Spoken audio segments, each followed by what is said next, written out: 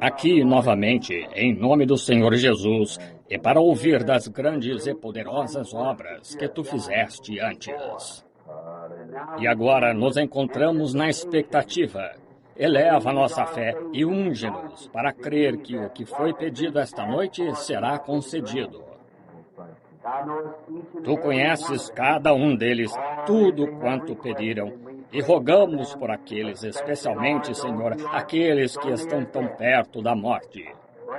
Traz paz à alma deles se ela ainda não chegou a isso. Traz cura ao seu corpo. Concede, Senhor.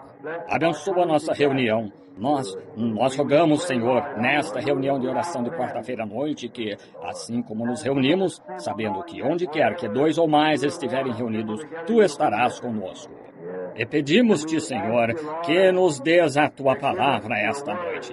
Fala conosco, Senhor, e adverte o nosso coração de modo singular, para que saibamos como nos disciplinar para a grande hora que está por vir, pois cremos que estamos nos aproximando da vinda do Senhor.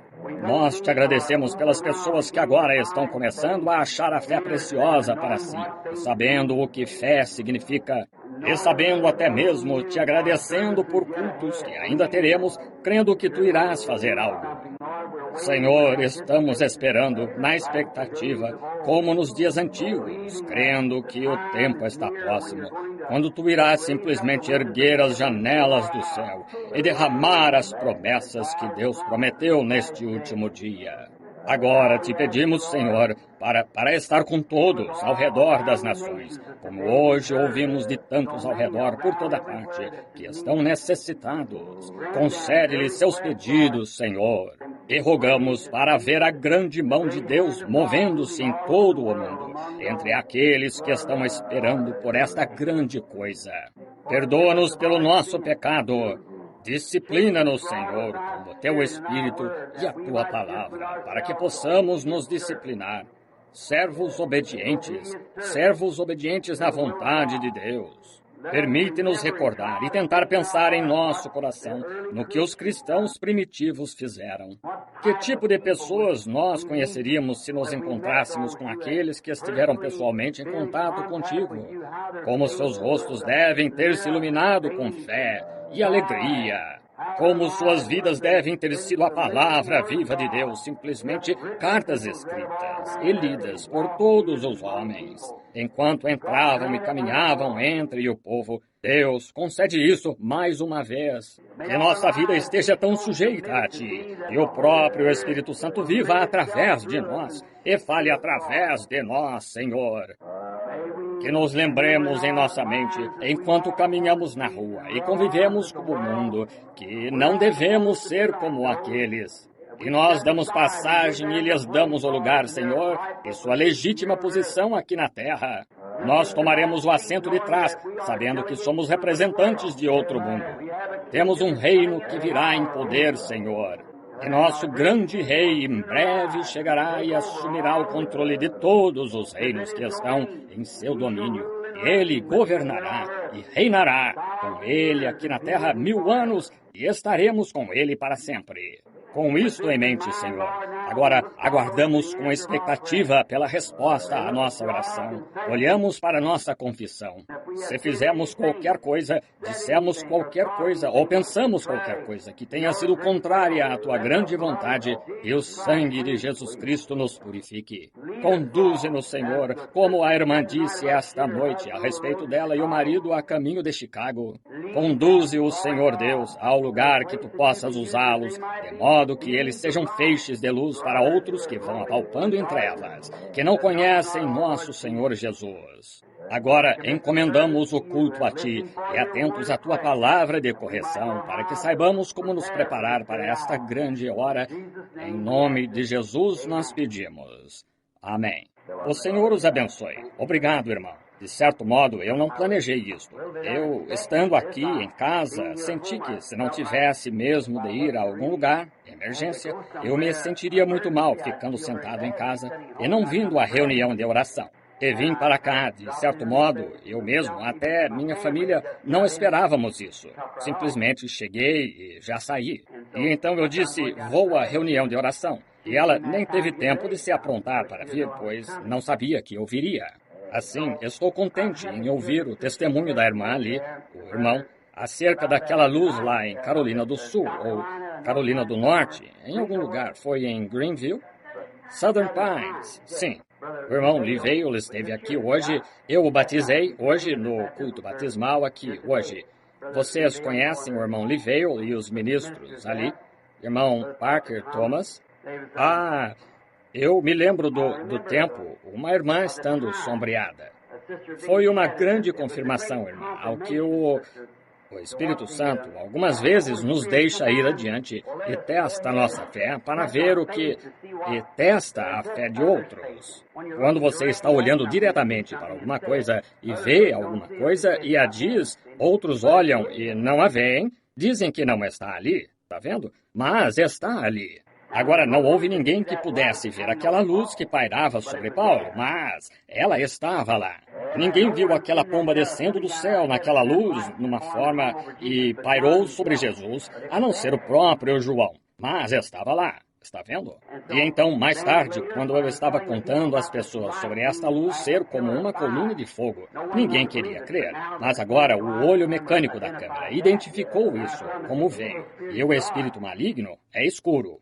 É exatamente como a nossa vida. Nós somos sombras. E se somos uma luz se nossa vida condiz com a luz do dia, estamos caminhando em luz. É exatamente como você olha para fora e diz, eu vejo o sol durante o dia. Você vê a sombra do sol. É um reflexo do sol, não é o sol ele próprio. Mas prova que há um sol. Prova que há um sol. E agora, quando vejo como vocês sentados aí, usando leques, falando, isso quer dizer que vocês estão vivendo, mas é só uma sombra de vida. Porque qualquer coisa tem de ter escuridão em si para formar sombra, está vendo? Porque uma sombra tem de possuir um tanto de escuridão e um tanto de luz para formar sombra. E não pode ser completamente escuro e não pode ser completamente luz. Se for escuro, é realmente escuro. Se for luz, não há sombra, nada para formar sombra. Mas se está misturado com escuro e luz, forma sombra. Assim nós, na verdade, somos sombras de luz. Agora você está refletindo uma vida de algum lugar. Se você é cristão, isto sendo uma sombra, só prova que há uma vida onde não se morre, porque esta vida tem morte nela. Está vendo? Mas é uma sombra, porque você é uma criatura viva e se move, com habilidades para ver, pensar, mover-se e falar, e os 5 sentidos do corpo. Mas ainda assim, você sabe, eles estão morrendo, e há tanto problema. Você sabe, isto só pode ser é um reflexo, veja, de que há vida e morte misturadas. O físico tem de morrer, mas se você está refletindo por sua vida mortal a luz do céu, então você está refletindo a vida eterna, Deus. Então, quando morre, você só poderá ir a essa luz, porque é isso que você refletiu. Se você é do mundo escuro, você reflete isso, e você não pode ir em nenhuma outra direção, exceto para a escuridão, está vendo? Assim, nós estamos num reflexo, de modo que vemos isso, e tão certo quanto o Espírito Santo reflete luz e vida, assim a morte reflete escuridão. E aqui estão ambas. No fim da semana, talvez no domingo, nós já tenhamos a pequena foto ampliada num tamanho maior, de modo que possa ser posta no quadro de avisos, onde sua foto está pendurada lá no quadro de avisos. Não sei se vocês notaram ou não. E então, faz cerca de uma semana, na Jamaica, onde eu estava fazendo trabalho missionário, nós enviamos fitas a todo o mundo. E os 7 selos chegaram lá no interior da Jamaica, bem no interior. E é muito primitivo lá, atrás da Montanha Azul. E os nativos, algumas vezes, eles têm um gravador que adquirimos para eles, que você tem como a velha vitrola, acioná-lo com manivela e então deixá-lo tocar assim. Então, a cada tantos minutos, alguém tem de girar a manivela. Este grupo tinha uma pequena bateria de 6 volts, ou alguma outra coisa, tocando o gravador. E eles estavam todos sentados juntos, mais ou menos o que está aqui esta noite, ouvindo aqueles selos, eu creio que era. E enquanto eu falava, eles notaram, entrando na sala, veio essa mesma coluna de fogo. Moveu-se até onde o gravador estava e pairou sobre ele. E eles foram e conseguiram uma câmera e tiraram a foto dela. E exatamente a mesma, ali estava, pairando bem ali sobre ele. Agora, nós a estamos ampliando de modo que possamos pô-la no quadro de avisos ali, para que vocês possam vê-la. Nós estamos tão agradecidos pela graça de Deus que foi trazida a nós, a sua presença neste dia. Agora estamos agradecidos por muitas coisas. Agora acho que vou olhar aqui e ver se posso encontrar algumas notas ou alguma outra coisa sobre o que falei, ou conseguir algum tipo de eu tenho algum texto anotado, de qualquer maneira, aqui no livro. Se eu puder encontrar talvez o Senhor me dê algo para dizer ou alguma coisa enquanto oramos. Agora, nós estamos na expectativa para domingo. Eu tenho falado nas mensagens, e domingo eu segurei vocês aqui por muito tempo sobre por que clamas tu a mim? Fala ao povo e marcha. Agora, domingo é o culto de cura, onde é para os enfermos receberem oração. Agora, você se esforça para orar pelos enfermos, e tem de haver alguma razão para que os enfermos, quando oramos por eles, não são curados, e querendo o Senhor só por um curto sermão no domingo de manhã também. Assim, vou ter um culto de cura e orar por todas as pessoas. E Billy Paul ou algum deles estará aqui domingo de manhã, por volta das 8 horas, quando a igreja abrir, para dar cartões às pessoas enquanto passarem pela porta, ou quando quer que entrem. E agora, então, eu quero tentar. Eu creio que o Senhor, de algum modo, me deu uma pequena percepção das razões porque há algumas pessoas que não são curadas. Eu creio que é falta de entendimento. Eu creio que talvez falemos sobre isso domingo de manhã, querendo o Senhor. Agora, a reunião de oração de quarta-feira à noite é só uma reunião curta, onde nos reunimos, oramos, como fizemos, e nos associamos. Algumas vezes eu creio que uma das grandes coisas que encontro nesse dia é a falta de sinceridade quanto ao que cremos. Está vendo? Está vendo? Se Deus, nos dias de John Wesley, tivesse feito naquele dia o que ele tem feito hoje, o que teria acontecido nos dias de Martinho Lutero ou os demais, como nós o vemos fazendo, provado tanto pela Igreja quanto pelo Espírito e pela ciência, e todo o movimento, a sua emulsão tem de reconhecer. E a palavra de Deus aqui declarando e dizendo isto antes de acontecer. E então, movendo-se e profetizando, e mostrando a mesma coisa que ele disse. Cumpre-se perfeitamente, exatamente o que ele disse. E ainda assim, ficamos parados, meio preguiçosos, como se estivéssemos nos perguntando, bem, será que isso poderia ser para mim? Será que isso poderia significar só a igreja em sua totalidade? Ou será que estou realmente incluso nisto? Acho que domingo de manhã tentarei falar sobre alguns desses princípios que podem nos esclarecer um pouco. Agora, esta noite, encontrei uma coisa, acabei de abrir nela aqui antes de vir. Pensei, e se o irmão Neville, se eu for lá, acontecer dele dizer, suba aqui e fale, e simplesmente se sentar? Está vendo? Pensei, melhor anotar algumas escrituras, porque eu sei, ele é um irmão tão amável e nós o estimamos. Antes de orar sobre a palavra, quero reconhecer um irmão. Nem mesmo consigo citar o seu nome neste momento. 2 deles. Eles estão aqui, amigos meus. Eles são ministros e evangelistas no campo, saindo. Eles ouviram estas mensagens por fita. E são de diferentes igrejas denominacionais, 2 jovens. E o rapaz está um deles, tão interessado que voou a Tucson recentemente no encerramento de uma reunião. Creio que eu estava no café da manhã dos homens de negócios e o jovem, ótimo jovem, veio. E eles são de Kansas. E vieram de lá até aqui para eu os casar. Eu aprecio isso. Ao pensar que pessoas que creem em suas orações o bastante, creem que Deus ouviria e responderia, jovens começando na vida desta maneira. E quando eles chegaram aqui para que eu os casasse ontem, constataram que a lei estadual da Indiana requer, e mesmo com seus exames de sangue, que esperem aqui no estado 3 dias antes que possam se casar. Assim, eles não podem se casar até sexta-feira de manhã. E eu pedirei ao meu irmão lá no final que, por favor, se levante e nos diga quem é e sua amável companheira ali e o outro irmão.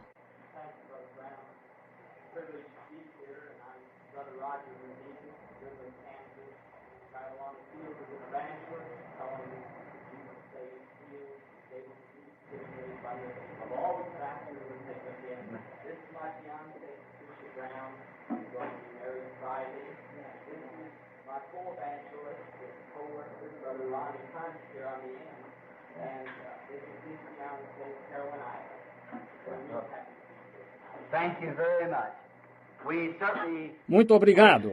Nós certamente desejamos a esses jovens embaixadores para a obra do Senhor Jesus as bênçãos de Deus para ajudá-los no caminho.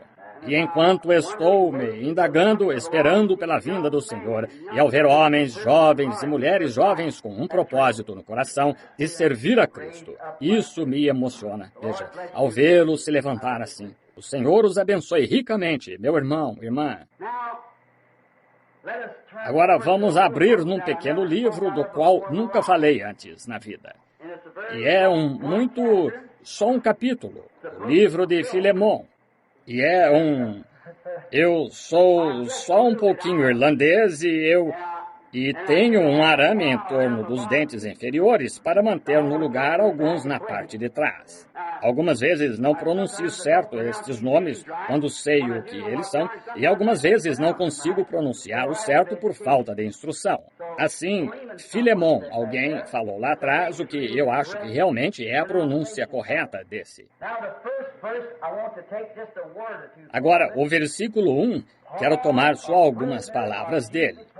Paulo, prisioneiro de Jesus Cristo. E é isso que quero usar esta noite como texto, querendo o Senhor. É um prisioneiro. Agora, você mal poderia imaginar Paulo considerando-se um prisioneiro. Um homem nascido livre, cheio do Espírito Santo. Mas, ainda assim, ele se chama um prisioneiro. E agora, nós verificamos quando ele está falando aos Coríntios. Paulo, apóstolo de Jesus Cristo. Em outra ocasião, Paulo, servo de Jesus Cristo pela vontade de Deus, quando está falando a Timóteo, a diferentes pessoas. Agora, quando está escrevendo aqui a Filemon, ele diz, Paulo, prisioneiro de Jesus Cristo. Paulo, apóstolo. Gostaria de pregar uma noite sobre isso. Paulo, um servo. Pregar sobre isso. E então, Paulo, um prisioneiro. Mas esta noite, sendo que levaria horas para considerar devidamente um dos temas, gostaria de tomar esta noite Paulo, o prisioneiro, e tomar o tema de um prisioneiro. Agora inclinemos a cabeça só por um momento. Senhor Jesus, qualquer homem que seja fisicamente apto pode abrir as páginas desta Bíblia, mas só o Espírito Santo pode interpretá-la na luz daquilo para que foi falada. Nós lhe pedimos para vir agora e nos ajudar a entender o sentido desta expressão. Este grande e poderoso profeta, Paulo, e ainda assim se chamou de prisioneiro. Que o Espírito Santo revele isto a nós enquanto esperamos nele. Em nome de Jesus Cristo. Amém.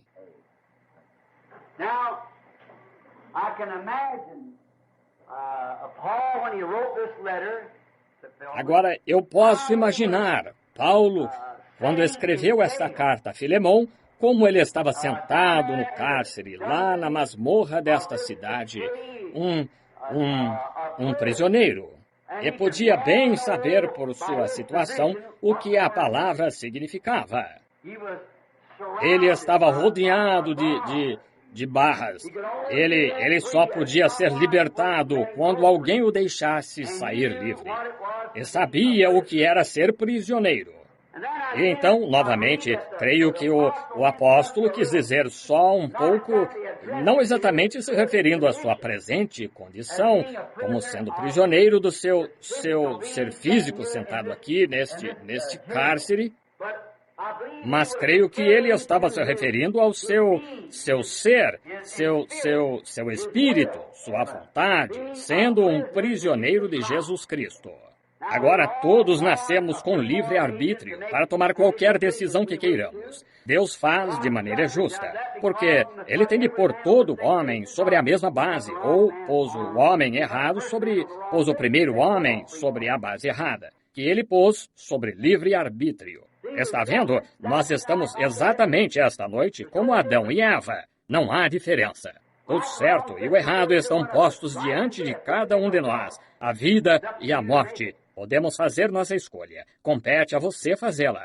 Está vendo? Era assim que Adão e Eva estavam. E, veja, e eles fizeram a escolha errada. E agora, por isso, puseram a raça inteira da raça humana sob a morte, a pena de morte. E então Deus desceu na forma de homem e tomou essa morte e pagou a pena de morte para que os seus súditos que desejassem ser livres pudessem ir livres. Agora, se ele nos recebesse sem que fosse da mesma maneira que recebeu Adão e Eva, só nos puxasse através de alguma coisa, dissesse, eu o salvarei, quer você queira ser salvo ou não. Então, ele pôs Adão e Eva sobre a base errada. Veja, mas cada um de nós tem de escolher neste dia entre a morte e a vida. Nós podemos fazê-lo. Como acabei de expressar, se sua luz provar, sua vida provará exatamente de que lado você está. Não importa de que lado você diga que está, o que você faz diariamente prova o que você é. Você já ouviu o velho ditado, sua vida fala tão alto que não consigo ouvir seu testemunho. Está vendo? Suas atitudes falam tão alto. Eu sempre criei em gritar e saltar, mas sempre disse, não salte mais alto do que você vive, porque o mundo vai observar isso. Está vendo? Você só deve saltar tão alto quanto vive, assim, porque alguém o está observando. E agora, quando há pessoas que não vêm à igreja, muitas delas simplesmente não fazem isso. E algumas delas que não vêm são pessoas sinceras. Elas já viram tanta corrupção na igreja que não querem nada a ver com ela. E muitas vezes nós estamos falando disso de maneira geral. Quase não se pode censurá-las, veja, por causa da maneira que as pessoas agem. Elas se chamam de cristãs. Elas são a maior pedra de tropeço que o mundo tem. São os homens e as que professam ser cristãos e vivem diferente da sua confissão de fé. Exatamente. Agora, pelos desapontamentos que virão no juízo. Agora, o pecador, o fabricante clandestino de bebidas alcoólicas, o jogador, o adúltero, ele não estará desapontado ao ouvir sua sentença ser lida para se apartar para o fogo eterno. Ele não estará desapontado. Mas aquele indivíduo que está tentando se esconder detrás de algum tipo de confissão de fé da igreja, esse é o rapaz que vai estar desapontado no dia do juízo. Está vendo? Que professa ser cristão e vive de alguma outra maneira. Seria melhor nunca, nem mesmo ter feito qualquer tipo de confissão, começado, do que começar e viver algo diferente, porque ele é a maior pedra de tropeço que temos. É para esse que professa e diz que ele é cristão e vive algo diferente. Sempre não julgue sua vida por quanto poder você tenha para realizar milagres, e não nos julgamos por quanto conhecimento temos da palavra. Mas sempre julgue a si mesmo, olhe para trás e faça uma avaliação do tipo de fruto que a vida que você atualmente vive está produzindo. Está vendo? Como preguei faz algum tempo, na reunião dos homens de negócios em Phoenix, Arizona, do reflexo de Jesus, refletindo vida cristã. Eu disse que nasci aqui em Kentucky, onde é muito primitivo, especialmente no passado, quando eu era criança. E este certo garotinho nunca teve um lar como temos aqui, onde temos tantas belas damas que têm de se olhar nos espelhos pela casa toda para manter o cabelo exatamente no lugar e assim por diante. Mas ele tinha um pequeno espelho, só um pedacinho pregado numa árvore do lado de fora, onde o tanque de lavar roupa estava, onde sua mãe e seu pai se lavavam e penteavam o cabelo e assim por diante. Com este velho pedacinho de espelho pregado numa árvore. Francamente, esse é o tipo de lar que tínhamos. Qualquer um que quisesse ver um espelho, nós, crianças, tínhamos de apanhar uma caixa e subir no tanque de bater roupa e olhar neste pedaço de espelho que eu peguei eu mesmo, num depósito de lixo. Isso não foi em Kentucky, foi aqui em Indiana, aqui na Utica Pike. Agora, este garotinho nunca tinha se visto exatamente dessa maneira. Deste modo, ele veio à cidade visitar a vovó. E passeando pelas salas, a vovó tinha uma casa que tinha um espelho inteiro numa porta. E assim, o garotinho, correndo através da sala, viu outro garotinho em frente dele e o garotinho também estava correndo. Assim, ele pensou que devia parar por alguns minutos e ver o que o garotinho ia fazer. E quando parou, o garotinho parou. Quando virou a cabeça, o garotinho virou a cabeça. Ele coçou a cabeça, o garotinho coçou a dele. Finalmente, chegou mais perto para investigar. E se voltou, e sua mãe, observando-o, e sua avó, com surpresa, disse: "Ora, mãe, esse sou eu." Assim, eu disse que nós também estamos refletindo alguma coisa. Está vendo? Nossa vida é refletida. E agora, se tivéssemos vivido nos dias de Noé, ao lado de quem nós ficaríamos? De que lado ficaríamos naquele grande dia em que Noé viveu? De que lado ficaríamos nos dias de Moisés? De que lado nos dias de Elias, o profeta? Quando o mundo todo foi consumido por uma grande massa de modernismo, como a moderna Jezabel, e tinha se livrado de todos os servos do Senhor, levando-os a ter um proceder mundano, e a igreja e os sacerdotes estavam todos se submetendo a ela, você teria ficado do lado da popularidade ou teria permanecido com Elias? Agora, e nos dias do Senhor Jesus, pensamos sobre esta pessoa não popular, não instruída pelo mundo, nenhuma escola que pudessem encontrar que ele tivesse frequentado, e nenhuma experiência de seminário, e então cresceu com um nome de nascimento ilegítimo, e então sair pregando um evangelho que era contrário a qualquer coisa que lhes tinham ensinado. E condenando os ministros e suas organizações, e assim por diante. E as organizações tinham feito uma declaração que, se alguém fosse ouvir este assim chamado profeta, seria expulso da sinagoga. E era um pecado mortal. Eles tinham de responder por isso.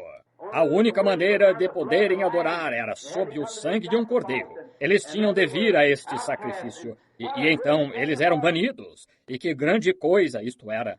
E este homem ignorou tal coisa. E ainda assim ele estava perfeitamente com a Escritura. Mas não da maneira que eles a conheciam. Que lado você teria tomado? Tá vendo? Agora, não. Sua vida que você vive agora reflete agora exatamente o que você teria feito então. Porque você ainda está possuído pelo mesmo Espírito, está vendo? Se você toma esse lado agora com eles, você teria feito o mesmo então, porque o mesmo Espírito que está em você agora estava nas pessoas então. Está vendo?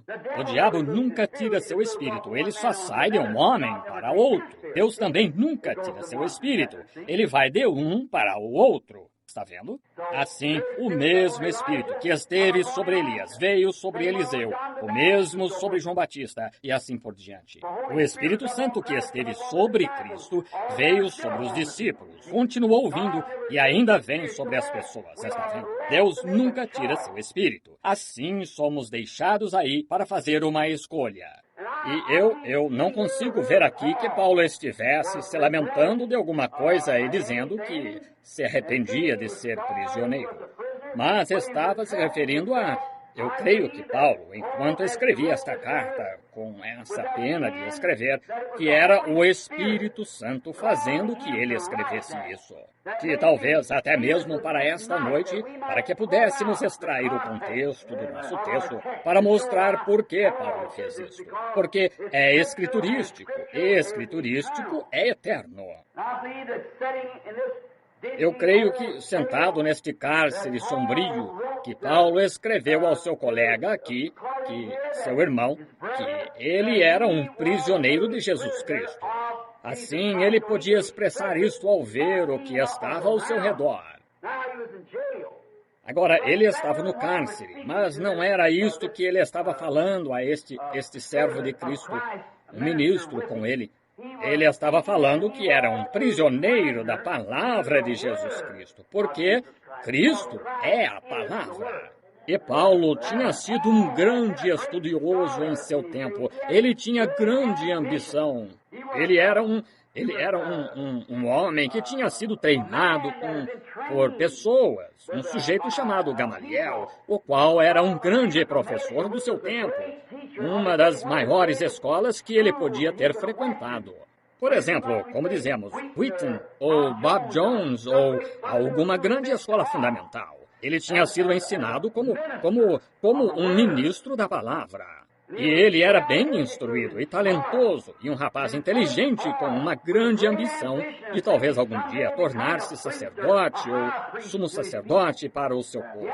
Ele tinha uma ambição.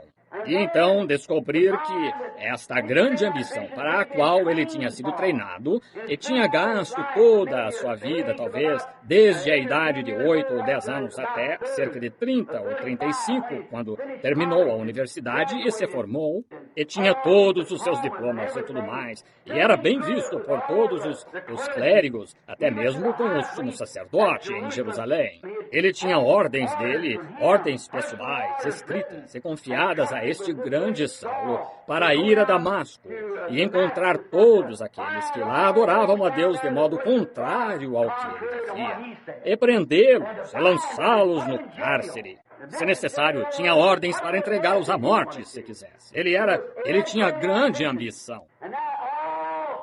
E agora, tudo para que ele tinha sido treinado. Deus tinha tirado tudo isso dele. Está vendo?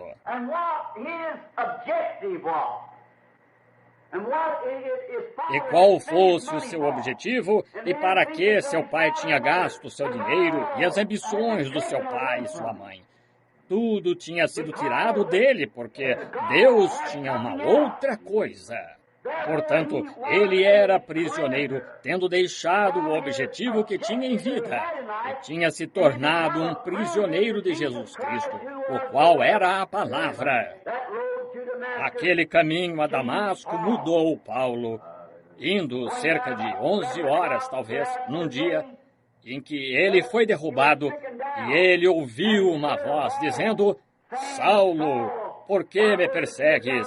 E ele ergueu os olhos, e erguendo os olhos, sendo judeu, sabia que aquela coluna de fogo era o Senhor que conduziu os filhos de Israel, porque ele sabia que ela era isso.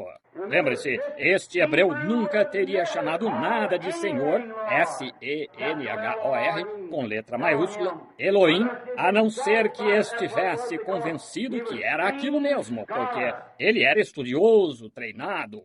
E quando ergueu os olhos e a viu, uma luz, uma coluna de fogo que tinha conduzido seu povo através do deserto, e ele disse: Senhor, Elohim, S-E-N-H, com letra maiúscula, Senhor, quem és?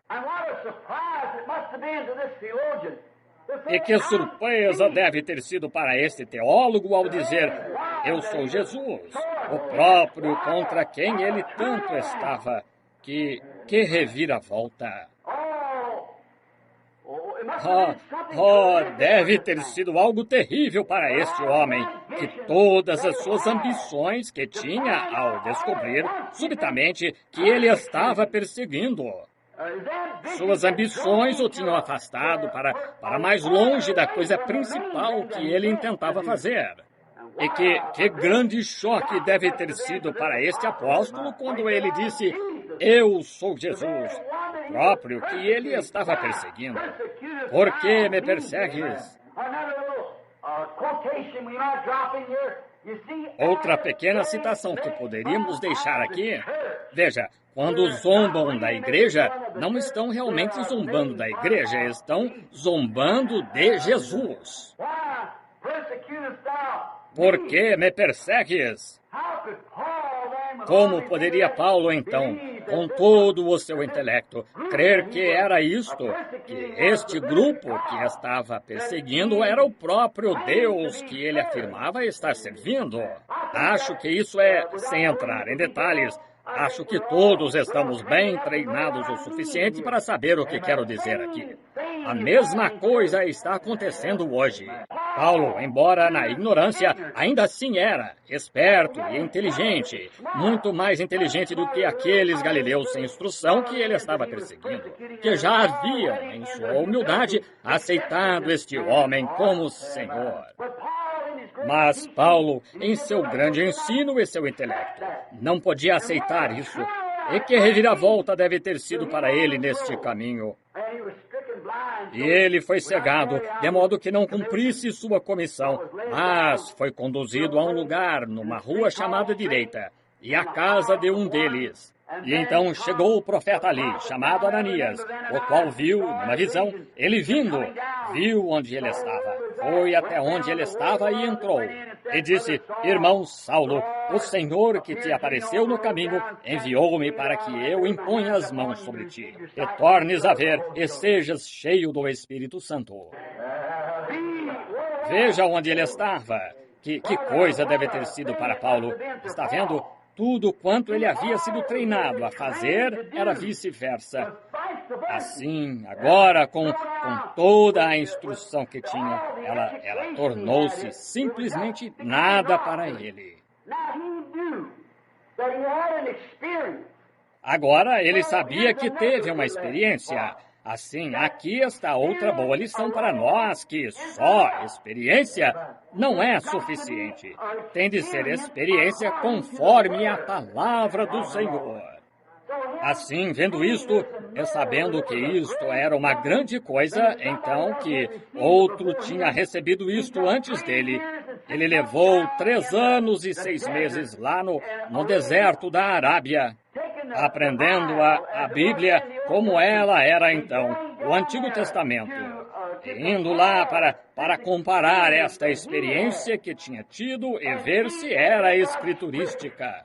Agora, e se ele dissesse, bem, acho que isso foi só um ventinho passageiro e continuasse, vou seguir meu intelecto. Agora, ele tinha de ser prisioneiro de alguma coisa, uma prisão. Assim, depois de comparar e ver, não é de admirar que pudesse escrever o livro de Hebreus, em tipo. Está vendo? 3 anos e meio lá, banhando-se na palavra e constatando que o mesmo Deus que o chamou, o estava levando de volta e mudando todo o seu intelecto. Mudando tudo que ele alguma vez pensou, tudo que treinou para ser, toda a sua ambição simplesmente removeu dele. E se tornou um prisioneiro. O amor de Deus tinha sido tão tremendo e tal revelação que ele não pôde se livrar disto. Essa é a verdadeira experiência de todo crente de verdade que encontra Deus. Você entra em contato com algo que é tão grande que você se torna um prisioneiro para o resto. Está vendo? Você se livra de tudo para se aprisionar a isto. Foi expressado certa vez que Jesus disse: o reino do céu é como um homem que vai comprar pérolas. Então, quando encontra a grande pérola, ele vende tudo o que tem para comprar essa. E assim é aqui. Você tem uma concepção intelectual, você tem uma experiência teológica. Mas quando chega a hora em que você realmente encontra a coisa verdadeira, você simplesmente vende tudo mais e se prende a isso. Paulo sabia o que era. Ele constatou que estava preso a algo. Como nós pomos um cavalo preso a um arreio, é para puxar alguma coisa. E Paulo soube, depois desta experiência, e 3 anos e meio, tipificando a experiência que teve com a Bíblia, ele compreendeu que Deus o tinha escolhido e o tinha preso pelo Espírito Santo, a experiência que teve para puxar o Evangelho na presença dos gentios. O Espírito, ele próprio, o prendeu. E hoje, como servos de Cristo, nos tornamos presos, atados. Nós não podemos ir, estamos restringidos a ela, presos à palavra. Não importa o que alguém diga, você está preso a ela. Há algo acerca dela que você simplesmente não consegue se livrar dela. Você foi posto sob o jugo com ela pelo Espírito Santo. Foi posto sob o jugo da palavra. Não importa o que qualquer um diga, é a palavra. Está sempre preso a ela, posto sob o jugo dela. A palavra, pelo Espírito, ele estava preso. Ele tinha aprendido lá na parte remota do deserto arábico, quando todas as suas coisas anteriores e experiências e ambição, que ele tinha sido despido dessas coisas. Agora, é aí que encontramos hoje que devemos ser despidos primeiro. E as pessoas não querem ser despidas. O irmão metodista quer se apegar a um pouquinho do seu ensino metodista. O irmão batista quer se apegar a um pouquinho do seu ensino batista. Está vendo? Mas você tem de ser absolutamente despido de tudo. E simplesmente nascer de novo, outra vez, e continuar dali, deixar o Espírito Santo conduzir. Você não pode dizer, bem, agora meu papai disse, quando entrou na igreja aqui, apertou a mão do pastor. Ele foi um membro bom e leal. Isso pode ter estado bem para a raça dele, mas nós somos outra raça, está vendo? Agora devemos voltar aos tempos bíblicos para este dia. Os sacerdotes estavam presos também, mas veja, eles tinham vindo para outra dispensação e eles falharam em se despir do seu antigo arreio e vestir um novo arreio. E a mesma coisa encontramos hoje. Passamos por uma era denominacional, como provamos através das eras da igreja, a Bíblia e assim por diante. Mas chegamos agora a uma era livre, onde o próprio Espírito Santo desce e se vindica e se dá a conhecer. Faz toda a promessa que ele prometeu se cumprir. Oh, que coisa! Que tempo notável! E ele sabia que... Outra coisa, ele sabia que não podia ir a lugares que, estando preso a isto, que ele não iria, mas ele queria ir. Ele sabia que sua ambição o atraía a ir entre irmãos, aonde ele era convidado a ir, e ainda assim, ele era impelido pelo Espírito a fazer uma outra coisa. Ele não era de si mesmo. Talvez alguém dissesse, irmão Saulo, irmão Paulo, queremos que o irmão venha aqui porque temos a maior igreja, temos a maior congregação, suas ofertas serão grandes e assim por diante. Mas sendo impulsionado pelo Espírito, ele pensava, tenho um irmão lá, gostaria de ir e salvar este irmão, levá-lo ao Senhor. No entanto, o Espírito o impulsionava a ir a algum outro lugar. Ele era um prisioneiro. Isso mesmo. Oh, Deus, faze-nos prisioneiros assim, deixando nossa própria ambição egoísta e deixando nossos julgamentos e nossa melhor maneira de pensar a ser prisioneiros de Jesus Cristo. Eu penso que essa foi uma grande declaração que eu sou prisioneiro de Jesus Cristo. Lembre-se, Ele é a palavra. Está vendo? Não importa o que alguém pense, é a palavra. Está vendo? Se você é prisioneiro da palavra, nenhuma denominação pode afastá-lo dela. É a palavra. Você é prisioneiro dela. Isso é tudo. Você tem de agir da maneira que ela age. Agora, ele não podia ir a certos lugares que queria. Por quê? Por quê? O Espírito o proibia. Lembre-se, muitas vezes, que Paulo estava tentando ir a algum lugar, pensando, ali é onde eu poderia ter uma grande reunião, mas o Espírito o proibia. Agora, isso expressa claramente e prova que Paulo era prisioneiro. Um prisioneiro de Jesus Cristo, preso à sua palavra pelo Espírito. Oh, eu gosto disso. Ele estava atado. Ele estava atado por uma cadeia e por grilhões de amor para fazer a vontade de Deus e somente isso. Ele era prisioneiro. Estava em grilhões de amor. Ele estava no jugo com Cristo. Ele não podia se pôr no jugo com mais nada. Ele estava no jugo com Ele. E aonde o guia ia, era ali que ele tinha de ir. Independente de quão verde o pasto estivesse, aqui deste lado ou daquele lado, ele tinha de ir na direção em que o líder e o jugo iam.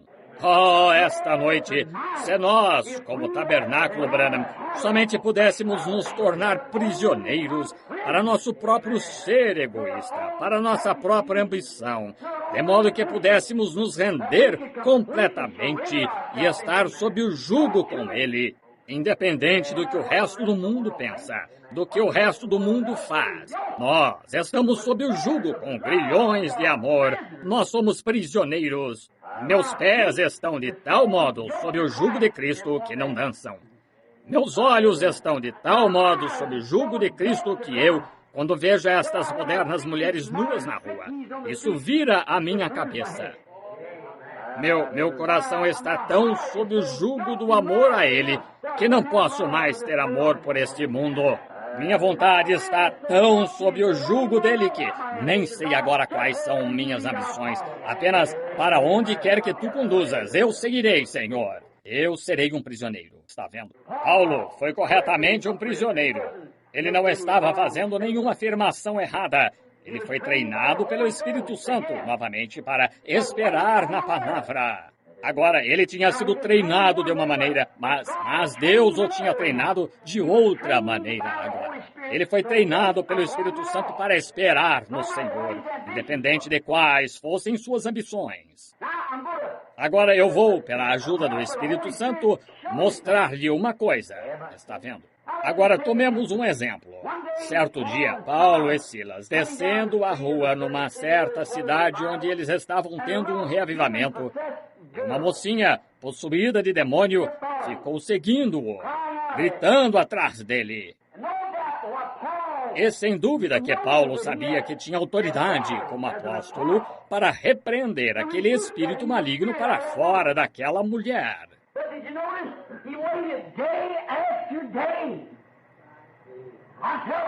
Mas você notou, ele esperou dia após dia até que de repente o Espírito Santo lhe falou, disse: esta é a hora. Então ele disse: tu, Espírito, sai dela. Está vendo? Ele sabia que devia esperar no Senhor. E é aí onde tantas pessoas hoje trazem vergonha à palavra. Elas saem com ambição. Quantos reavivamentos se tornaram sem efeito por causa de uma coisa dessas?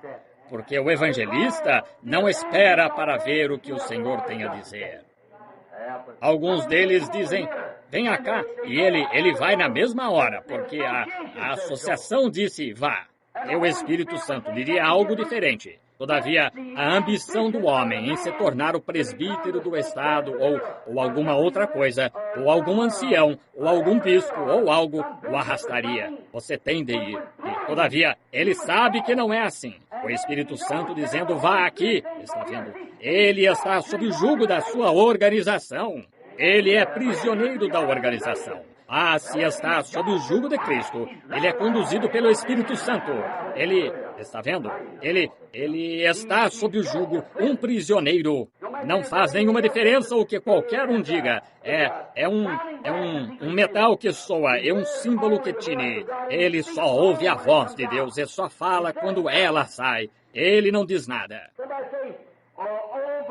Alguém diz, irmão Jones, irmão Roberts ou algum outro, estes grandes homens em nossa terra hoje, como Tommy Hicks ou Oral Roberts ou o irmão Tommy Osborne, um desses grandes evangelistas. Se alguém dissesse, ei, venha cá, Tommy, o irmão é um grande homem de Deus, ou Oral, e eu tenho um tio que está deitado aqui, que está todo atado, e ele está enfermo. Quero que o irmão venha. Eu creio que o irmão tem o poder para curá-lo. Está vendo? E talvez o Espírito Santo lhe dissesse, agora não. Mas ainda assim, pelo companheirismo desse homem, ele tem dever de ir com ele. Se não for, ele se torna um inimigo para esse homem. Esse homem diz, bem, ele foi a tal e tal, curou aquela criança ou aquele menino, eu sei que ele foi. E tenho sido seu amigo por anos, veja, e ele se recusou a vir à minha casa. Mas se ele é constrangido pelo Espírito Santo a não ir, melhor não ir, se está sujeito a Deus. Seu amigo, ele ama, mas melhor que ele seja conduzido pelo Espírito Santo a ir ali, porque, de qualquer forma, para nada servirá. Já vivenciei isso tantas vezes. Mas Paulo simplesmente esperava pelo Espírito lhe dizer o que fazer. Esperai no Espírito, dizia. Ele ficou certa noite pregando e ele saiu dali, ele viu um aleijado. E de repente o Espírito lhe falou e ele disse, vejo, como? Da mesma maneira que ele viu que eles iam naufragar numa ilha. Tá vendo? Vejo que tens fé para ser curado. Põe-te de pé. Jesus Cristo te cura. Tá vendo? Aí está. Ele estava sob jugo. Pode ser que ele tenha realizado um reavivamento de uma semana lá e não acontecido nada. Mas ainda assim, ele esperou pelo Espírito Santo dizer, tá vendo? Ele estava sob o jugo dessa atração. Agora você diz, irmão Branham, o irmão está condenando o que disse domingo acerca de ter estado esperando todo este tempo. Mas, lembre-se, foi o Espírito Santo que falou comigo lá na estrada e disse, vou enviá-lo de volta entre os enfermos e aflitos. Está vendo? É obediência ao Espírito Santo. Eu não fui até que ele me disse para fazê-lo. Estava esperando pelo assim diz o Senhor, até que recebi assim diz o Senhor. Agora, isso é diferente, está vendo? Agora, isso faz diferença, sim. Ele esperava pela palavra do Senhor. Ele era impelido pelo Espírito para fazer só o que Deus ordenava. Então, ele se tornou um prisioneiro de Jesus Cristo. Amigos, se ao menos pudéssemos nos tornar prisioneiros. Sei que está quente, mas eu gostaria de citar mais alguns personagens, se me permitem. Tenho cerca de 6 ou 8 anotados aqui, mas eu gostaria de citar só mais 1 ou 2 personagens. Tomemos o personagem Moisés. Ele nasceu um libertador. E ele sabia disso, que nasceu um libertador. Mas antes que diga acerca de Moisés, gostaria de fazer esta afirmação que Deus sempre tem de tomar qualquer homem que o sirva lealmente para ser seu prisioneiro. Um homem tem de render cada ambição que tem, tudo o que ele é, cada coisa, sua vida, alma, corpo, vontade, ambições e tudo mais, e se tornar um completo, um prisioneiro de Cristo, o qual é a palavra, para servir a Deus.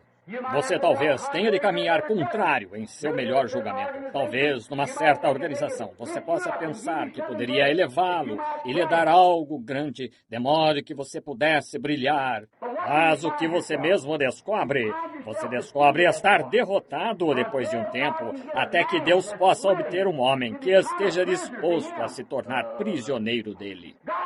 Deus está procurando prisioneiros. Ele sempre procurou. Você pode examinar isso através da Escritura. Um homem tem de ser prisioneiro de Cristo contra tudo. Portanto, você não pode estar conectado a nada exceto Cristo. Até mesmo seu pai, sua mãe, seu irmão, sua irmã, seu marido, sua esposa, qualquer um. Você só está conectado a Cristo e a Ele somente. Então Deus pode usá-lo. Até então, você não pode. Viajando, às vezes falo de modo áspero às pessoas, está vendo? Eu estou tentando levá-lo a se desprender. Você tem de ter um ponto de partida, como algumas vezes chama a atenção das mulheres que estão cortando o cabelo e usando essas roupas, e que continuam professando que são cristãs. Dizem, isso é uma coisa insignificante. Bem, você tem de começar em algum lugar, por isso, comece aí mesmo com o seu beabá, está vendo? E desprenda-se das aparências mundanas de qualquer maneira, e torne-se prisioneiro de Cristo. E então continue, deixe tudo, até que finalmente a última linha seja cortada. Então, você é um prisioneiro, então. Você passa a estar sob o controle dele. Ele o tem sob seu controle. Agora Moisés sabia que tinha nascido o libertador. Ele sabia disso. E você notou com a ambição que Moisés tinha, sabendo que sua mãe lhe tinha dito lá, visto que ela foi sua babá. Sem dúvida, quando Moisés, o bebezinho, nasceu, que sua mãe disse, você sabe, Moisés, quando seu pai, Arão e eu orávamos constantemente, nós sabíamos e víamos na palavra que era tempo para a vinda de um libertador. E nós orávamos, Senhor Deus, queremos ver esse libertador. Certa noite, o Senhor nos contou, numa visão, que você nasceria e seria o libertador. Nós não ficamos com medo do mandamento do rei. Nós não nos importamos com o que o rei disse. Então, nós soubemos que você nasceu um libertador. Agora, Moisés, nós sabíamos que não poderíamos criá-lo adequadamente. Agora, lembre-se, eles tinham estado lá 400 anos no Egito. Está vendo? E nós queríamos lhe dar a coisa certa, a instrução certa, o treinamento certo. Assim, eu o apanhei e o coloquei numa pequena arca e o coloquei no Nilo. E quão estranho que as correntes tenham levado aquela pequena arca através de juncos e caniços e a trazido direto a milhas de distância e a levado direto ao palácio de Faraó, onde a filha de Faraó estava, onde estava sua piscina. E como que eu sabia que ela precisaria de uma mulher para criá-lo? E naqueles dias, naturalmente, não tinham estas mamadeiras com que criar os bebês, de modo que ela teria de ter uma ama de leite. Assim, Miriam, eu a enviei até lá, e ela se levantou lá e disse, eu sei onde posso encontrar uma ama de leite. E veio e me apanhou. E Moisés, as portas estão todas fechadas. Querido, você tem 16 anos agora e vai ser filho de Faraó. E algum dia você vai ser o libertador que vai tirar o povo daqui. A ambição de Moisés começou a crescer. Eu estudarei, mãe. Eu estudarei tudo que possa. Sabe o que farei? Estudarei como ser militar e saberei como tirar este povo daqui.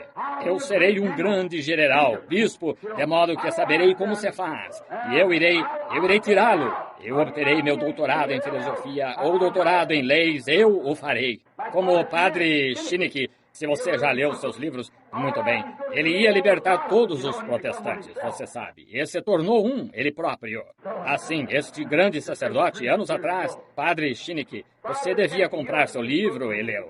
Eles o chamam padre. Ele foi apenas o irmão Chinique, o que foi. Nós não chamamos ninguém pai dessa maneira. Assim, nós encontramos que ele ia ler a Bíblia de modo que pudesse sair lá e refutar a religião protestante e torná-los todos católicos. E quando foi ler a Bíblia, o Espírito Santo veio sobre ele e recebeu o Espírito Santo. E então se tornou um deles. De modo que, note isso, que Moisés recebeu todo o treinamento, porque ele sabia, era tão inteligente, tão instruído, tão intelectual, até que não havia ninguém, podia até mesmo ensinar aos egípcios. Até que ele podia ensinar a seus psicólogos, podia ensinar a seus generais o que era poder militar. Ele era um grande homem. E o povo temia Moisés por causa de sua grandeza. Oh, tão instruído! Que coisa! Ele era um arcebispo, ou talvez como um papa, era um grande indivíduo. E era um homem poderoso. E ele sabia que tinha nascido para ser isso e havia treinado com grande ambição para fazê-lo. Exatamente como hoje. Eu não digo que homens treinando nestas escolas, não digo que, como eles estão aqui no Oeste agora, vão construir uma escola de teologia de 150 milhões de dólares, veja. Pentecostal, uma escola de 150 milhões de dólares. Para mim, isso devia ser para missionários no campo. Está vendo? Mas seja o que for, o que eles fazem quando saem dali, porque são eles um bando de modernistas, exatamente. E então é assim que eles saem, sempre têm saído os demais e essa é a mesma linha, está vendo? Agora nós verificamos que quando Moisés, em todo o seu treinamento, e hoje com todo o treinamento, formando grandes bispos e assim por diante, a grande, forte ambição, o que nós faremos? Nossas ambições tornam-se mais ou menos como foi a de Moisés, está vendo? Deus, antes que ele pudesse tomar o homem em sua mão, ele teve de despí-lo de sua ambição. Ele teve de despí-lo de todo o seu treinamento. Ele saiu e libertou, matou um egípcio. E quando matou, verificou que estava errado. Ele não podia fazer isso. Não era dessa maneira.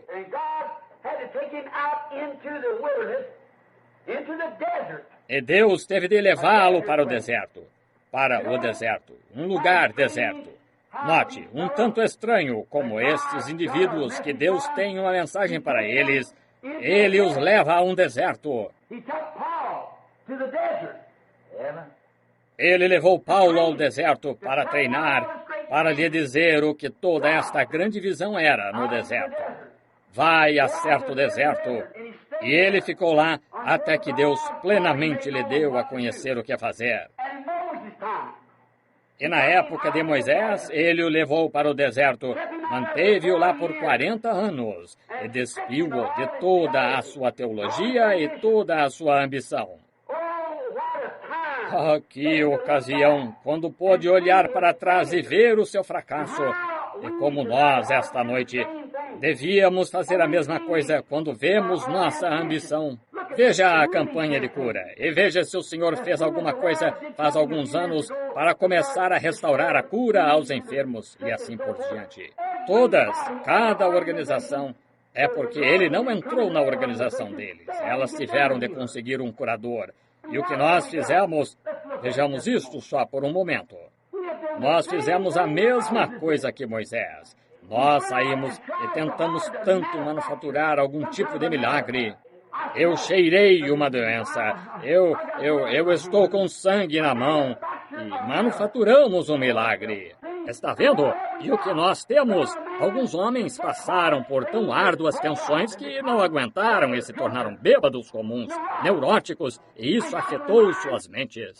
E eles inverteram completamente a ordem do objetivo pentecostal, voltando a fazer organizações e coisas assim novamente.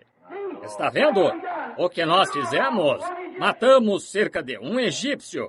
Isso mesmo. E nós tentamos, nos esforçamos, pagamos, trabalhamos, prosseguimos a noite toda em reuniões de oração, até não termos mais voz. E tentamos manufaturar alguma coisa, e torná-la mais enfeitada, e todos esses tipos de coisas. E constatamos que isso é um total fracasso. Precisamos de um retorno ao deserto. Certo? Sim, Senhor.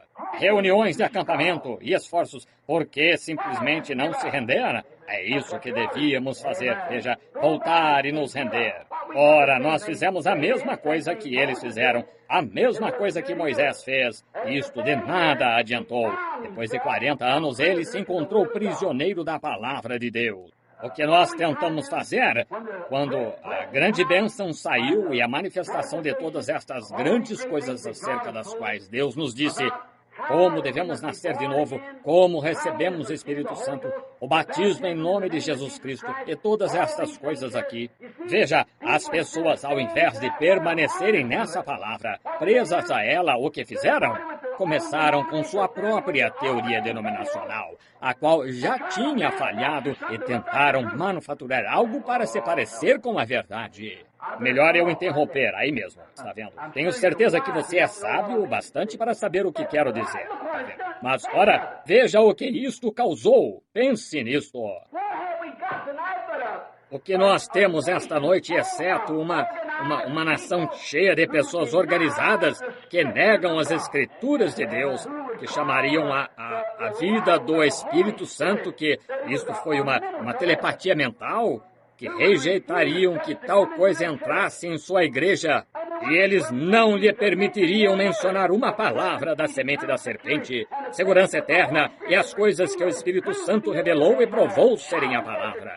Eu fiz desafio após desafio para virem e me provarem que isso está errado. O que eles têm? A mesma coisa que Lutero teve. Os demais, veja, mataram um egípcio. O que foi isto? Talvez tenhamos feito que algum homem parasse de roubar, ou talvez vivesse fiel à esposa. Mas o que vocês o tornaram a partir disso? Um membro da igreja. Venha e se una ao nosso grupo. Tá vendo? Aquele homem morto, cheirando mal, foi a única coisa que ele podia mostrar do seu sucesso e 40 anos de treinamento. Um egípcio cheirando mal, caído ali, podre e morto. É mais ou menos assim esta noite. A única coisa que podemos mostrar é este reavivamento que passou, supostamente. É um bando de membros fracos da igreja que não sabe mais acerca de Deus do que um hotentote saberia acerca de uma noite egípcia. Certo. Isso, se lhes diz acerca da palavra de Deus, eles dizem, não creio nisso. Dizem, não me importa o que digam, não creio nisso. Está vendo? Está vendo?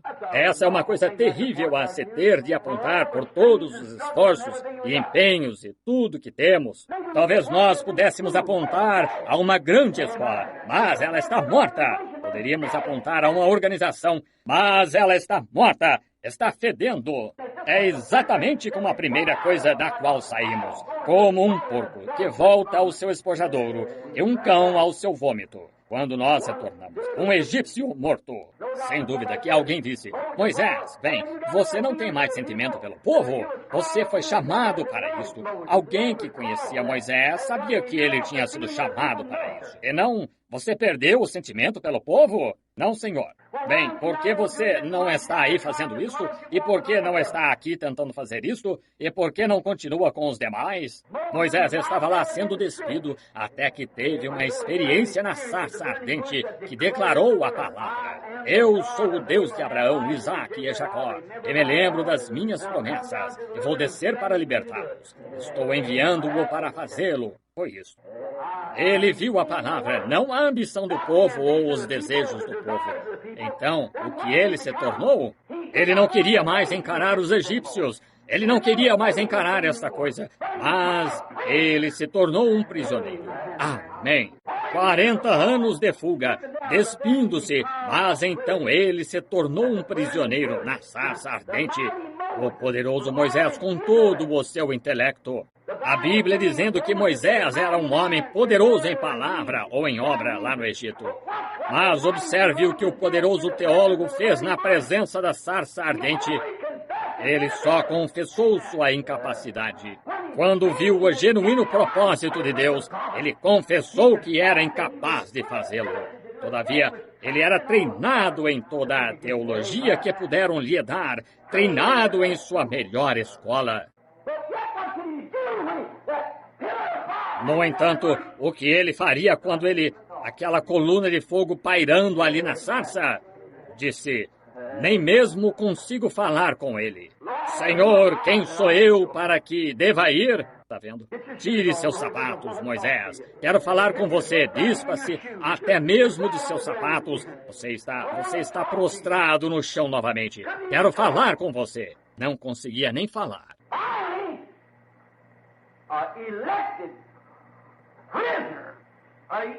Finalmente, um prisioneiro eleito, um profeta eleito, exatamente como Paulo foi eleito. Moisés foi eleito, libertador, e então, finalmente, Deus tinha seu súdito eleito, um prisioneiro para si. Oh, aleluia! Ele só podia se mover à medida que a palavra de Deus o movia. Quem eu vou dizer que me enviou? Eu sou. Como farei? Eu serei contigo. Sim, Senhor, exatamente como tu dizes. Aqui estou. Oh, que coisa. Isso, ele era um prisioneiro. Ele vai contra a sua melhor opinião. Agora, ele tinha sido treinado para comandar um exército. Espadas erguidas. Meia volta. Treinado para dizer, carros todos em ordem. Lanças, avante. Atacar! Era assim que ele ia assumir o controle. Esse era o seu treinamento. Mas ele disse, o que vou usar? Disse, o que tens na mão? Uma vara. Deus faz coisas tão ridículas algumas vezes para a mente humana. Está vendo? Tinha uma vara na mão, a barba crescida, 80 anos de idade. Sua mulher sobre uma mula, a criança sentada no colo, velhos braços pequenos e flácidos caídos, uma vara, toque de cabeça erguida, porque ele tinha, assim diz o Senhor, porque ele finalmente tinha ancorado. Ele era um prisioneiro. Eu só me moverei quando a palavra me mover. Só falarei onde a palavra falar. Para onde está indo? Eu tenho uma comissão, apresentar-me a Faraó e lhe mostrar, por esta vara, que Deus me enviou. Amém. O que fará depois disso? Ele proverá a coisa seguinte depois que eu fizer esta. Aí está. Você só tem uma coisa a fazer. O primeiro passo esta noite. Render-se, tornar-se um prisioneiro. Não pense em si mesmo ou em alguma outra coisa. Torne-se um prisioneiro. Moisés tornou-se um prisioneiro, confessou que nem mesmo sabia falar. Finalmente, quando Deus o tomou em sua mão, onde ele só podia se mover onde Deus o movia, onde ele lhe disse a palavra, ele soube que era a palavra, então ele se submeteu à palavra. E o Espírito Santo ali, Deus prendeu Moisés à vontade de Deus. Essa é a mesma coisa que ele fez com Paulo, está certo? Ele prendeu Paulo, judeuzinho sarcástico, de nariz arqueado, com títulos de doutorado em filosofia e doutorado em leis escritos sobre ele todo. Mas ele disse, vou lhe mostrar o que ele vai padecer pela palavra. Está vendo? E então Paulo sentado lá e vindo a palavra, e vendo que aquele era Jesus, então ele ergueu as mãos e se tornou preso a ele. O amor de Deus o prendeu à palavra. Ele vai levar o meu nome diante dos gentios. Lá foi ele. Moisés, eu sou o Deus dos teus pais. Eu sou o Deus de Abraão, Isaque e de Jacó. Eu me lembro que lhes prometi, e o tempo da promessa está próximo. E vejo as aflições do meu povo. Eu me lembro da minha promessa, e desci para prender-te. Tu sabes o que a palavra disse. Eu te prendi para ir lá, te prendi com poder, para ir lá e libertar o meu povo. E toma essa vara na mão, como testemunha, porque tu viste o milagre feito por ela, exatamente como Davi, com a funda, está vendo? Prendeu-se e foi.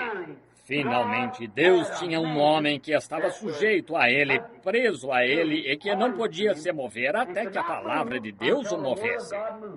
Se as pessoas apenas fizessem isso hoje, então ele era seu prisioneiro, um prisioneiro de amor, sob jugo no vínculo do amor com Deus, como Paulo estava sob jugo no laço do amor a Deus. Do mesmo modo que Paulo, ambos treinados da mesma maneira. Moisés treinado, você sabe, para libertar os filhos de Israel por poder militar. Paulo treinado para tirá-los das mãos dos romanos e colocá-los em liberdade por sua grande força eclesiástica no mundo aquele dia. Grandes escolas de treinamento sob a orientação de Gamaliel.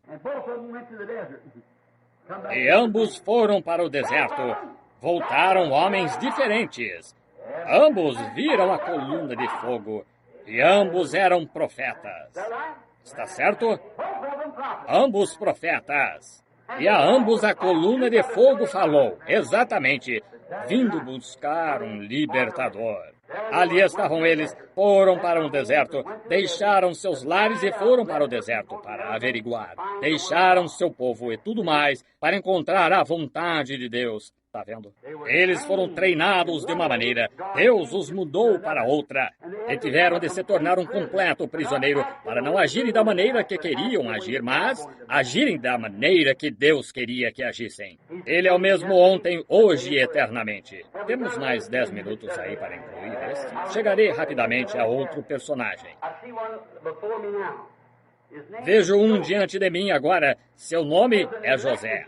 Ele foi um filho eleito. Foi um tipo perfeito de Jesus Cristo. Nasceu profeta. Ele foi profeta também. Está vendo? E agora ele podia ter visão. E quando ainda era garotinho, ele teve uma visão de si mesmo sentado num trono. Seus irmãos se inclinando a ele. Está vendo? Mas observe, ele se sentia um sujeito importante, tá vendo? Todos eles, mas o que Deus teve de fazer, ele fez a mesma coisa que fez aos demais. Porque Moisés foi um libertador, Paulo foi um libertador, e agora José foi um libertador. Ele salvou o seu povo da fome. O que Deus teve de fazer com ele? Colocá-lo na prisão, colocá-lo diretamente na prisão. Sim, senhor. Lembre-se, ele foi vendido pelos irmãos a um egípcio e eles o venderam a Potifar. E Potifar deu-lhe um pouquinho de liberdade e, de repente, isso lhe foi tirado. E ali está ele sentado na prisão, clamando, clamando. Deus teve de despir isto. Agora note, mas o tempo todo, eu creio, ele, naquela prisão, ele podia se lembrar que a visão disse que ia se sentar num trono e seus irmãos iam se inclinar a ele, porque sabia que seu dom vinha de Deus, e sabia que isso tinha de acontecer. Se nós somente pudéssemos manter isso em mente, e conforme a palavra de Deus, que nestes últimos dias ele vai ter uma igreja, ele vai ter um povo, e estas coisas que ele prometeu, ele vai fazê-las.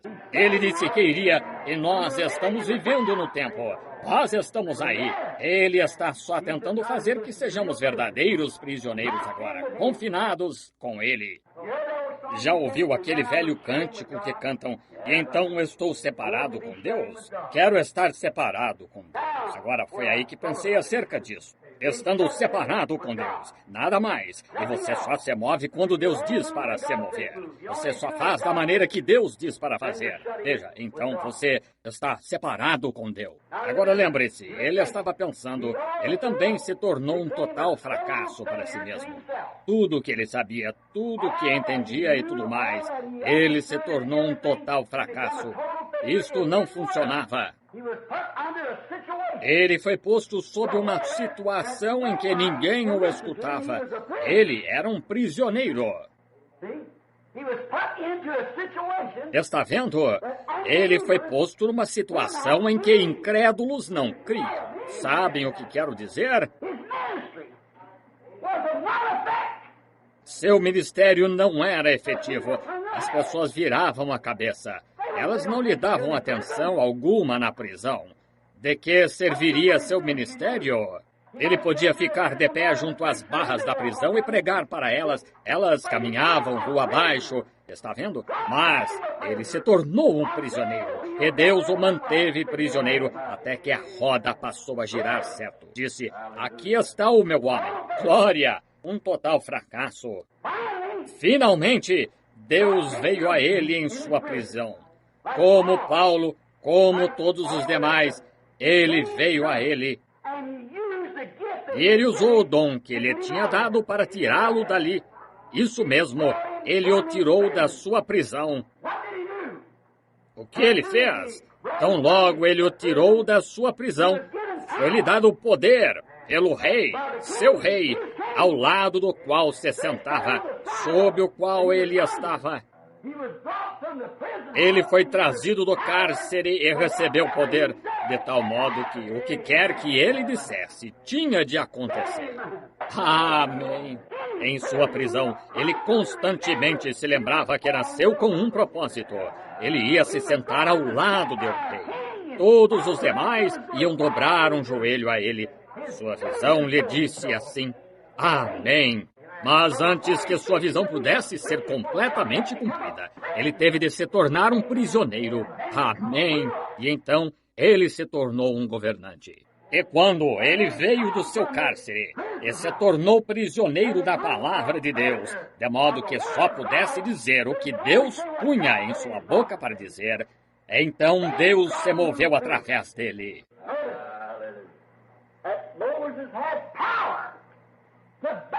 Note que Moisés tinha poder para prender os príncipes de Faraó à vontade. Se disseres a este monte, move-te, ele tinha poder para prender os príncipes de Faraó. Quer fossem diáconos ou presbíteros, ou fossem os representantes de Estado, ou o que fossem.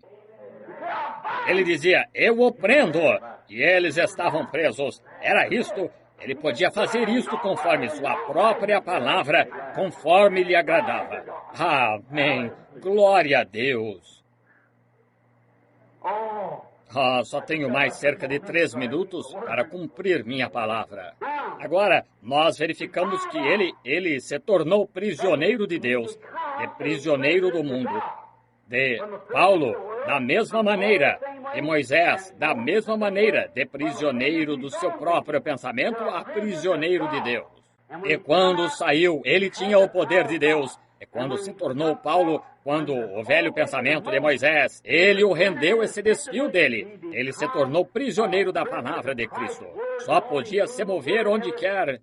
O irmão diz, Cristo, ele teve por maiores riquezas o vitupério de Cristo do que aquelas do Egito. Assim ele foi prisioneiro de Cristo, exatamente como Paulo. Lembre-se, todos os três foram profetas, está vendo?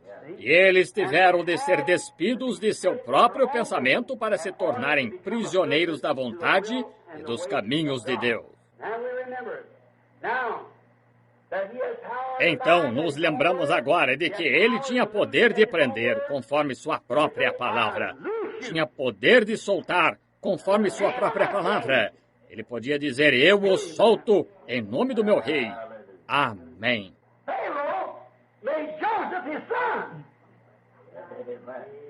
Faraó fez de José seu filho. Cristo torna seus prisioneiros de amor seus filhos. E ele lhes dá poder, a mesma coisa que ele tinha. São João 14:12. Aquele que crê em mim, veja, também fará as obras que eu faço, e até mesmo mais do que isto fará. Agora o prisioneiro do amor de Cristo recebe poderes do seu rei, o qual é Cristo. Amém. E em verdade vos digo, que se disserdes a este monte, move-te, e não duvidardes em vosso coração, mas crerdes que se fará o que dissestes, vós tereis o que dissestes. Se estiverdes em mim e a minha palavra em vós, se estiverdes sob meu jugo, porque ele e a sua palavra são a mesma coisa. No princípio era o Verbo, e o Verbo estava com Deus. O Verbo se fez carne e habitou entre nós, o mesmo ontem, hoje e eternamente. Se estiverdes em mim, não aqui e ali, estiverdes em mim, e a minha palavra em vós, pedi o que quiserdes, ou dizei o que quiserdes, isto vos será feito. Ele tinha poder. Note, antes de sair, ele teve de ser tirado e barbeado. Algumas coisas tiveram de ser cortadas antes que ele pudesse ir ao encontro do seu rei. Tá vendo? Oh, Deus algumas vezes tira seu povo assim e corta algumas das suas próprias vontades. Mostra-lhes que não podem fazer simplesmente o que querem. Você sabe o que quero dizer. Eles não estão em liberdade de fazer o que querem. Antes que pudessem chegar ao pleno poder e ser escravos por amor de Cristo, eles têm de ser barbeados, então apresentados. Algumas vezes, ele os leva para o deserto para fazer isso, para barbeá-los. E então os faz sair, os ungidos, para cumprir o propósito que ele lhes ordenou ser. Está vendo o que quero dizer? Irmãos, estamos no tempo do fim. Lembre-se, em todas as outras épocas, o que ele fez, ele sempre teve de tomar um homem e torná-lo um prisioneiro seu, deixar o que lhe é próprio. Ele teve de deixar tudo o que sabia, esquecer todos os seus treinamentos, tudo, para conhecer a vontade de Deus e seguir a Deus. Ele não pode seguir nada que o homem tenha a fazer e Deus, ao mesmo tempo, são contrários demais um ao outro. Você não pode estar indo para leste e para oeste ao mesmo tempo. Não pode estar indo para a direita e para a esquerda ao mesmo tempo. Não pode estar fazendo o certo e o errado ao mesmo tempo. Não pode estar seguindo o homem e Deus ao mesmo tempo. Não, Senhor. Ou você está seguindo Deus ou seguindo o homem. Agora, então, se você está seguindo Deus e se submeteu a Deus, então você se torna prisioneiro desse Deus, dessa palavra, dessa vontade. Não importa o que algum outro diga, você se torna um prisioneiro disto. Escute, estamos no tempo do fim. Eu diria isto com reverência e respeito enquanto os últimos minutos estão passando.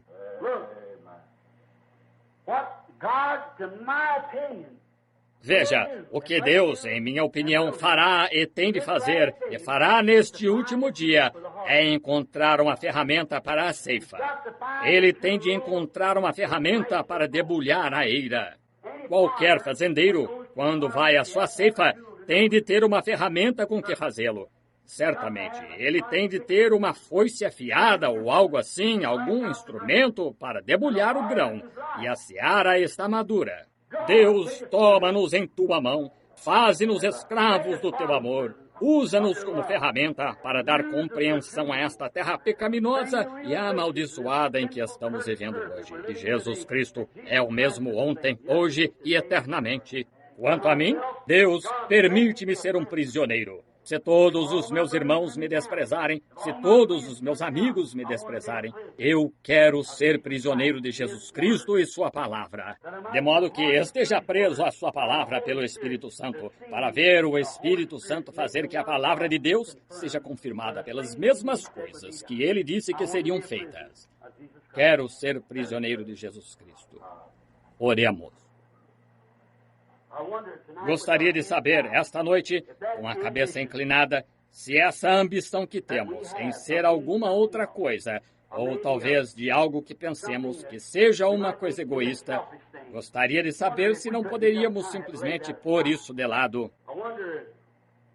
Gostaria de saber se algum jovem aqui esta noite olha em volta e diz: eu vou ser, quando crescer, vou ser isso, assim e assim. Gostaria de saber se você poderia sentir a vontade de Deus mover-se em sua vida e dizer: não, minhas ambições estão perdidas agora. Nos últimos dias, o Espírito Santo tem falado comigo. Eu quero me render a Deus, ser um instrumento de trabalho desse último dia. Alguma jovem que possa ter ambições de ter o caráter de dama fina, ou talvez de ser uma bela miss, ou talvez algum dia fazer de Hollywood sua carreira. Eu gostaria de saber se você não estaria disposta agora a submeter sua ambição na presença de Deus e de sua palavra. Ouvir o chamado de Deus em sua própria vida. Deus sabe quem você é.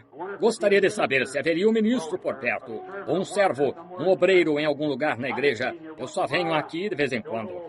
Eu não conheço um terço das pessoas sentadas aqui esta noite, mas deste punhadinho que está aqui, gostaria de saber se haveria tal pessoa que você estaria disposto a dizer: não me importa o que alguém diga, eu sou escravo de Deus agora. Eu vou pregar sua palavra, independente do que acontecer. Não me importa o que, se minha organização me expulsar. Ainda assim, vou permanecer com essa palavra. Eu vou fazer isso. Minha vontade é a vontade de Deus. A vontade de Deus é a minha vontade. Vou ser um prisioneiro de Jesus Cristo. Por sua graça e ajuda eu o farei. Pense nisso, enquanto estamos com a cabeça inclinada.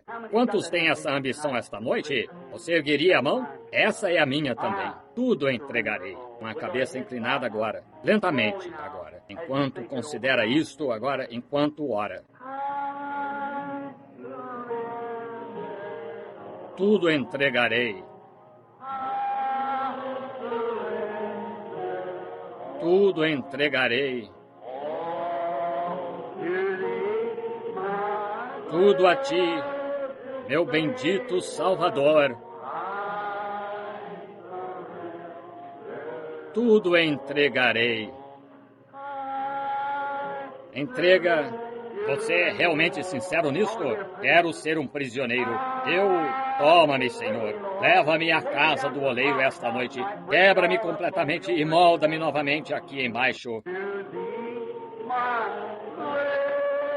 A ti, meu bendito Salvador, tudo entregarei. Pai Celestial, enquanto o cântico continua a ser tocado, achei isto muito proveitoso neste momento que eu interrompesse o cântico e falasse contigo só por um momento. Enquanto as pessoas estão pensando, tudo entregarei. Pai, que façamos isto como se esta fosse nossa última oportunidade de fazê-lo. Que venhamos com sinceridade, venhamos à mesa do Senhor, por assim dizer, com vestes lavadas, almas lavadas, vontades lavadas, ambições lavadas para nos rendermos. E que Deus tome sua palavra, pondo-nos sob o jugo dela, a palavra de Deus. E que o Espírito Santo nos tome agora quando ouvimos o jugo bater em torno do nosso coração. Desta noite em diante, eu o tomo pela sua palavra. Agora, não tenha seu próprio pensamento. Pense os meus pensamentos. Pense a minha vontade. Eu o conduzirei. Deus concede que isso seja uma experiência para cada um de nós. Estes jovens sentados aqui, marido e mulher, e alguns que virão a ser marido e mulher, Há homens mais velhos sentados aqui que são ministros. Têm estado ao longo da estrada e... Senhor, aqui está o irmão Neville. Estamos chegando ao topo da escada. Nossos dias estão sendo contados agora. Nossos passos são dados com mais cuidado do que os dávamos. Nós observamos onde pisamos. Não somos de andar tão seguro fisicamente falando como éramos outrora. Mas, Senhor, ao vermos que a vida mortal está se desvanecendo, e nenhum dos nossos passos são seguros sem que Tu tomes a nossa mão. Agora, Deus, peço que nos tomes. Toma nosso coração e nossa vontade em Tua própria mão e faz que nos tornemos prisioneiros esta noite da palavra de Cristo, que vivamos vidas piedosas aqui. Que essas mulheres, estas jovens, estes jovens rapazes e moças entreguem sua vida, Senhor, e que a ambição deles se torne a ambição de servir a Jesus Cristo e que nos tornemos prisioneiros da sua divina graça e vontade. Concede, Senhor. Isto é tudo o que sei fazer, Senhor. Estas pequenas palavras fora de ordem, e eu confio que Tu as juntarás corretamente, porque está quente aqui e as pessoas querem ouvir, mas está realmente quente e muitas têm de ir para casa e ir trabalhar cedo. Mas que essas sementes simplesmente fiquem depositadas no coração delas. Um prisioneiro. Que vão para casa e digam à esposa, quando eles, antes de se aprontarem para se ajoelhar e orar esta tarde ou esta noite, ao lado da cama, olhem um para o outro, digam, querida, que me diz disso esta noite? Será que realmente nos tornamos prisioneiros de Cristo e da sua vontade ou operamos através da nossa própria vontade? Que homens e mulheres jovens por toda parte, especialmente aqueles que ouviram a mensagem esta noite, façam a si essa mesma pergunta. Estou disposto a me tornar um prisioneiro, renunciando minha própria vida? Aquele que salvar sua vida a perderá, mas aquele que perder sua vida por amor de mim, achá-la. Pai, nós sabemos que isto é tornar-se Teu prisioneiro, perder nossas próprias ambições e nossos próprios desejos para achar os Teus. Então temos vida eterna. Concede, Senhor. A única coisa que sei é entregar isso agora em Tua mão e que isto se torne frutífero e produza grandes ferramentas para a ceifa do último dia. Homens e mulheres, meninos e meninas que se entreguem à completa vontade de Deus, se tornem prisioneiros de Jesus Cristo, do seu amor, algemados com grilhões de amor divino a Cristo. Pedimos em nome dele.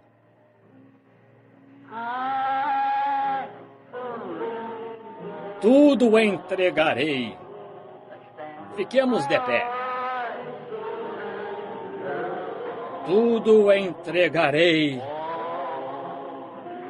Tudo a Ti, meu.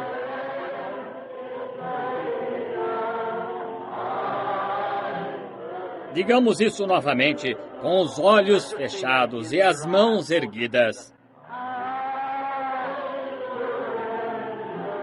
Tudo entregarei.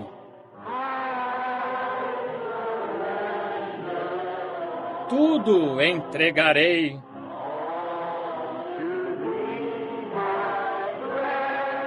Tudo a Ti, meu bendito Salvador. Tudo entregarei. Agora, sem inclinarmos a cabeça e antes que o cântico de despedida, leva tu contigo o nome de Jesus, seja cantado, vou pedir que este irmão aqui, esqueço-me do seu nome, a irmã que testificou acerca da visão da escuridão encobrindo que foi curada, e lembre-se, olhando para trás, o véu se havia ido, sua fé fez isso. O irmão, por favor, nos despede em oração e peça as bênçãos de Deus sobre nós.